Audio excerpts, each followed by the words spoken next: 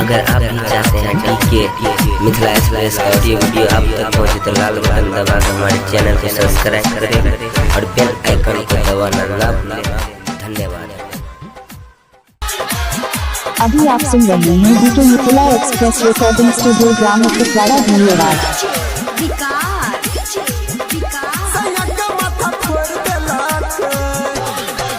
नया नया कमर किनलकै नया सियलकै कपड़ा देवघर गइलै भांग खाई के होई गइलै लफड़ा देख में गोद छलै होई गइलै सावर दम मार के गाजा के देखबै छलै पावर पुलिस लाठी तोड़ देलकै सैया के माथा फोड़ देलकै पुलिस लाठी तोड़ देलकै सैया के माथा फोड़ देलकै।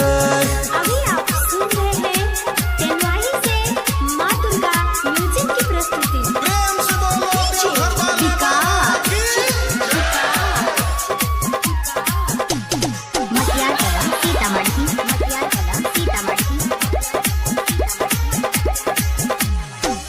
पोटरी में बांधने रहे भांग और धथुरा लाग रहिया में खाई लेलकै मरदा पूरा पोटरी में बांधने रहे भांग और धथुरा बोलबम जय शिव बोलत रहे जिया गेल हमारा जुरा साथी संगति कर लफुआ रहे मन देलकै घूरा हाथ के मटोर देलकै सैया के माथा फोड़ देलकै पुलिस लाठी तोड़ देलकै सैया के माथा फोड़ देलकै।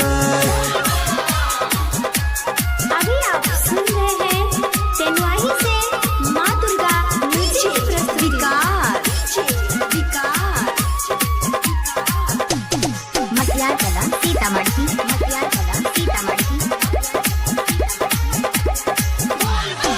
ढाका मुखी रेहरम रेली कलकै बाबा दुआरिया देखी के सन का गेलै सुना मंदिर के पुजरिया हो ढाका मुखी रेहरम रेली कलकै भोला दुआरिया राइटर पंकज अनिल यादव से हो खोइला देलकै केवरिया नशा में रहे हमरो सजनावा खींच लेलकै भीतरिया भोला पजला ढार देलकै सैया के माथा फोड़ देलकै पुलिस लाठी तोड़ देलकै।